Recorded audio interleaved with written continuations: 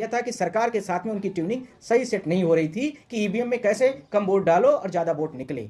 वो भारत देश की जनता जो ईवीएम को लेकर के वोट मांगना चाहती है, ईवीएम को लेकर के डिनाई करना चाहती है, उसको न माने कि ये नरेंद्र मोदी प्रधानमंत्री का कार्यकाल भी बढ़ा दे कि जब तक ये हमारा सिस्टम नहीं सेट हो रहा है, तो ईवीएम को लेकर के कम वोट डालो ज्यादा वोट निकले, ये वाला मैटर में इनकी सेटिंग सही नहीं हो पाई। दोस्तों, अभी कल भारत देश में आप लोगों को पता है कि इलेक्शन कमीशन ऑफ इंडिया अब लगभग लग रहा है कि जो स्टेचुटरी बॉडीज है, 3 लोगों की बॉडी होनी चाहिए। 3 में से सिर्फ और सिर्फ अब एक इलेक्शन कमीशन ऑफ इंडिया का मेंबर बचा हुआ है। वह भी कब इस्तीफा दे देंगे, शायद बीजेपी को पहले से पता होगा और राष्ट्रपति के पास लेटर भी हो सकता है पहुंच गया होगा। हस्ताक्षर उसमें होने का टाइम बस जो है थोड़ा सा समय लग सकता है। कोई भी इलेक्शन कमीशन ऑफ इंडिया का अपॉइंटमेंट किस आर्टिकल्स में होता है और क्या क्या उसके लिए पेरीमीटर होते हैं, किस जगह से कराया गया, इन सारी चीज़ों पर हम बात करेंगे। पर इसके साथ में यह भी प्रश्न है कि जिस प्रकार से कल अरुण गोयल जी ने इस्तीफा दिया है वह भारत देश के लिए काफ़ी शर्मसार का विषय था। उन्होंने रात के 10:30 बजे के आसपास 10 बजे के आसपास इलेक्शन कमीशन के पद से उन्होंने अपना इस्तीफा दे दिया और राष्ट्रपति ने उनके इस्तीफे को स्वीकार कर लिया।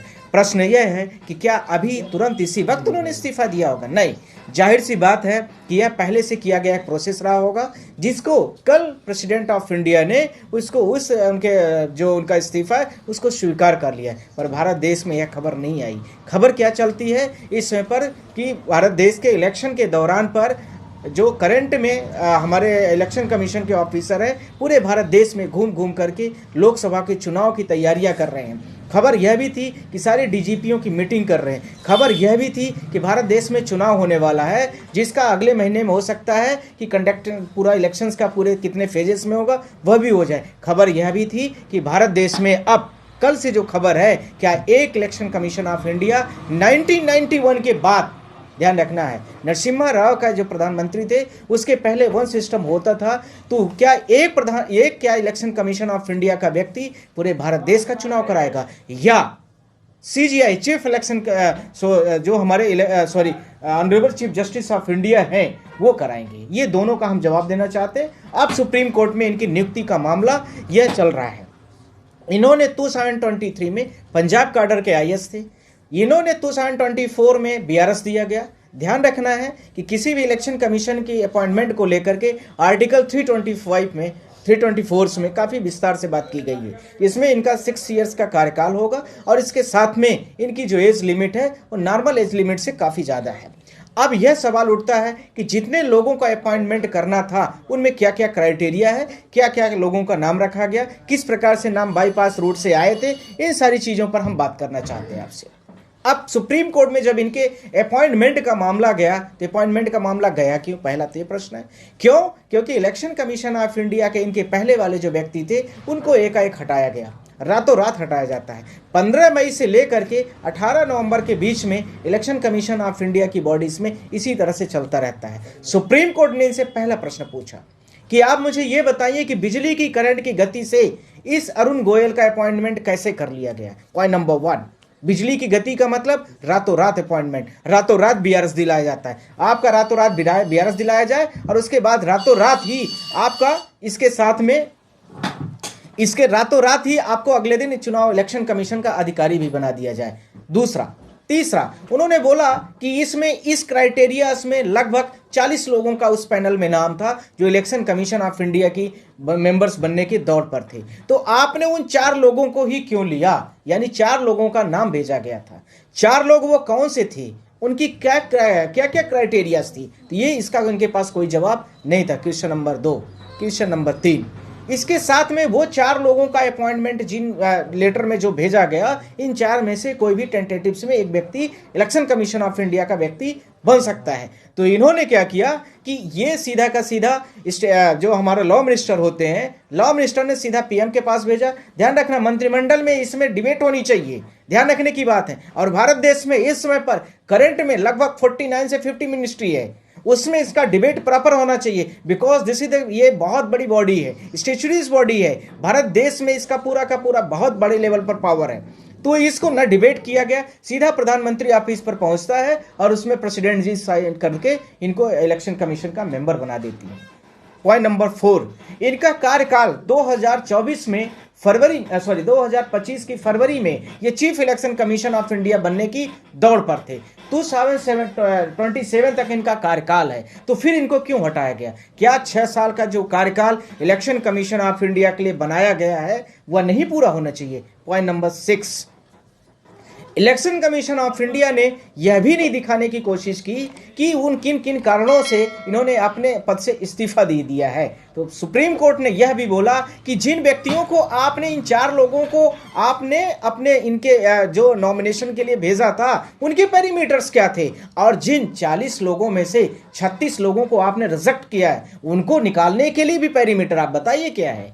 पॉइंट नंबर 7, इसके साथ में जो अटॉर्नी जनरल ऑफ इंडिया थे उस समय पर जो प्रेजेंट हुए, उनका जो आर्गूमेंट है वो आर्गूमेंट बिल्कुल ही मिसलेनियस था। वो बोले कि भारत देश की गोपनीयता मामला, ये मामला, वो मामला, पर वह कहीं से दिखता हुआ नजर नहीं आ रहा है। इसके साथ में सुप्रीम कोर्ट ने फिर से बोला कि कोई भी व्यक्ति, जितने 4 लोगों का आपने नाम दिया है, इनका किसी का भी 6 साल का कार्यकाल नहीं बचता है, जबकि बाकी लोग जो 40 में से 36 बचते हैं उनके 6 साल टर्नओवर हो सकते हैं। यानी 6 साल टर्नओवर जो इलेक्शन कमीशन के पोस्ट के लिए होना चाहिए वो इनमें किसी में भी नहीं है। जो 4 लोगों के पैनल में आपने नाम भेजा है वो कितने हैं? वो इनका नाम बीच में ही तो इनका टाइम ओवर हो रहा है, यानी उनका टाइम खत्म हो जाएगा। 1 साल, 2 साल, 6 महीने। तो आपको इस प्रकार का इलेक्शन कमीशन चाहिए। फिर अगला क्वेश्चन, जब अरुण गोयल का कार्यकाल 2027 तक बचता है तो फिर आपने इनको फिर एक इस्तीफा देने के लिए क्या मजबूर कर दिया? तो क्या अपॉइंटमेंट गड़बड़ था, या फिर आपने अपने मनमानी तरीके से इनसे काम कराना चाह रहे थे? वो सही आपकी उनके साथ में सेटिंग या ट्यूनिंग नहीं बैठी, या इलेक्टोरल बॉन्ड में वो भी फंसते हुए नजर आ रहे थे, तो वह अपने पद से इस्तीफा देना उचित समझा। अगला, ये इसका सब पार्ट था, ध्यान रखना।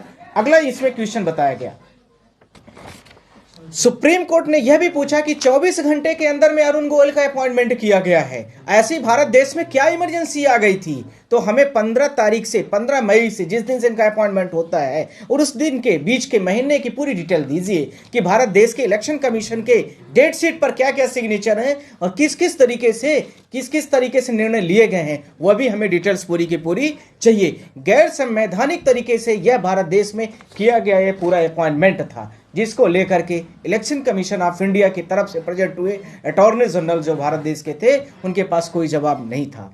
ध्यान रखना है, इलेक्शन कमीशन ऑफ इंडिया ने जिस तरह से अपने पद से इस्तीफा दिया है वो आर्टिकल 324 में, आर्टिकल 5 में, 324 में सब सेक्शन 5 है। यानी सुप्रीम कोर्ट ऑफ इंडिया उसको यह घोषित कर दे कि यह व्यक्ति इस पोस्ट के काबिल नहीं है। तो दोनों में से कौन सा कारण है?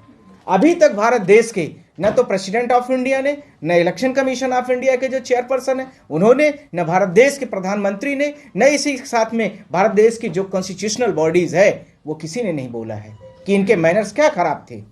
क्यों? क्योंकि सुप्रीम कोर्ट वाला मामला तो अभी चल ही रहा है, वो तो आर्गूमेंट का विषय हो गया है, अभी तो उसका जजमेंट आया नहीं है। तो फिर क्या कारण थे? ये जाहिर सा एक ही कारण है जो मुझे लगता हुआ नजर आ रहा है कि इनका जो रिक्रूटमेंट हुआ था, सुप्रीम कोर्ट ने इतने सारे प्रश्न पूछे थे, वो भी फंस रहे थे।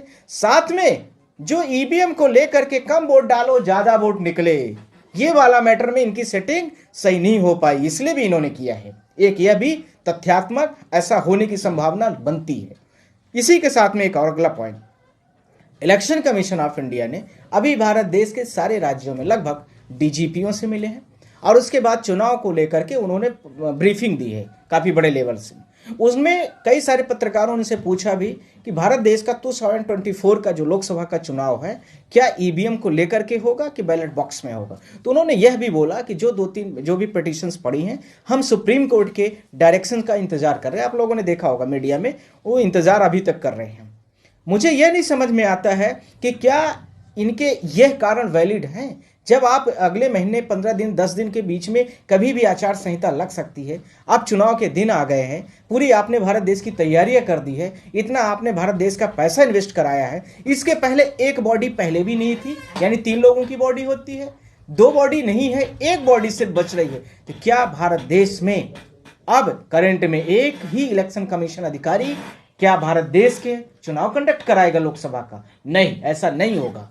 जब तक तीनों बॉडी नहीं बैठ जाती है, स्टैट्यूटरी बॉडी जब तक तीनों नहीं हो सकती है, तो कोई भी जजमेंट नहीं दे सकते, वो कोई भी ऑर्डर नहीं पास कर सकते। तो होगा क्या फिर सुप्रीम कोर्ट ऑफ इंडिया अपने अंडर में करके इलेक्शंस 2024 यदि ये अगली बॉडीज को नहीं मेंटेन कर पाते हैं, नहीं बना पाते हैं, तो सुप्रीम कोर्ट ऑफ इंडिया इस पूरी चुनाव के जो प्रोसेस है 2024 के लोकसभा का उसको करेगी। अब वो क्यों करेगी उसको लेकर के हम लोगों ने पूरा कल ही प्लान बना लिया है कि इनका जैसे यदि ये कुछ करते हैं, या इधर ये भी एक ऑप्शन है कि ये नरेंद्र मोदी प्रधानमंत्री का कार्यकाल भी बढ़ा दें कि जब तक ये हमारा सिस्टम नहीं सेट हो रहा है तो आप 5 महीने 4 महीने का 6 महीने मैक्सिमम एक्सटेंड किया जा सकता है, तो उसमें ये ऐसा कुछ कर सकते हैं कि इसको बढ़ाया जाए इनका टेन्योर। तो दोनों संभावनाएं हैं, आइदर यानी 3 संभावनाएं बनी, सॉरी। पहला, प्रधानमंत्री का कार्यकाल बढ़ाने का एक नाटक हो सकता है, या इलेक्शन कमीशन से इस्तीफा दिला करके उनके टाइम मैनर्स को छुपाया जा रहा होगा, या इनके साथ में ट्यूनिंग नहीं बनी। एक पॉइंट था इसका सब पॉइंट में। दूसरा कारण, यदि ये नहीं होता है तो सुप्रीम कोर्ट ऑफ इंडिया, हम लोग जैसे जो भारत देश के वकील हैं, आप जैसे जो पत्रकार हैं, सब लोग रिक्वेस्ट करेंगे कि सुप्रीम कोर्ट ऑफ इंडिया अपनी मॉनिटरिंग में चुनाव कराएं। ठीक, पॉइंट नंबर ये सेकंड ऑप्शन है। थर्ड ऑप्शन है, भारत सरकार जो 2 लोग नहीं हैं वो कौन से डमी कैंडिडेटों को फिर से ढूंढेगी। आइदर डमी कैंडिडेट का मतलब इस चीज को ध्यान रखना, जो उनकी बातों को माने, प्रश्न चिन्ह को न रख करी, वो कौन से लोगों को ढूंढ रही है या कब वो बॉडी को पूरा करेगी। आइदर डमी का ध्यान रखना है, ये ध्यान रखना जो उनकी बातों को माने, फॉलोवर्स हो उनके, उनसे प्रश्न न करे। वो भारत देश की जनता जो ईवीएम को लेकर के वोट मांगना चाहती है, ईवीएम को लेकर के डिनाई करना चाहती है, उसको न माने।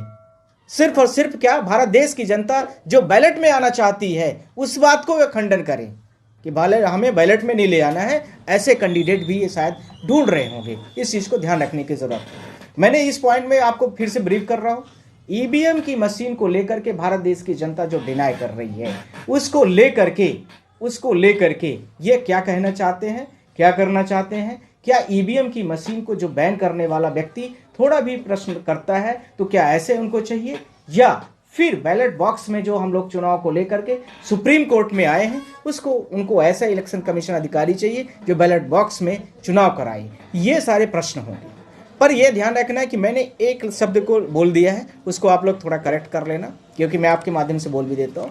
ईवीएम जो बैन करे ऐसा अधिकारी चाहिए इनको, कि ईवीएम को चालू करे वो वाला अधिकारी चाहिए। जो अभी रिटायर, जिन्होंने अभी इस्तीफा दिया है, ये ईवीएम को बैन करने वाले व्यक्तियों में से नहीं थे, ये ध्यान रखना। पर भारत देश की जनता उनके ऊपर इतना प्रश्न पूछ रही थी कि वो मजबूर और दबाव में थे। दूसरा, उनका अपॉइंटमेंट इतना खराब था कि सुप्रीम कोर्ट के प्रश्नों का जवाब नहीं था। तीसरा यह था कि सरकार के साथ में उनकी ट्यूनिंग सही सेट नहीं हो रही थी कि ईवीएम में कैसे कम वोट डालो और ज़्यादा वोट निकले। यह वाली ट्यूनिंग मेरे हिसाब से नहीं समझ में आई, इसीलिए उनको और कोई कारण मेरे सामने नज़र में नहीं आ रहे, क्योंकि आर्टिकल 324 5 सब सेक्शंस में सिर्फ 2 ही चीजें हैं, आइदर सुप्रीम कोर्ट डिफाइन करेगी, आइदर सिर्फ और सिर्फ इलेक्शन कमीशन का जो मैनर होगा उसके आधार पर होगा।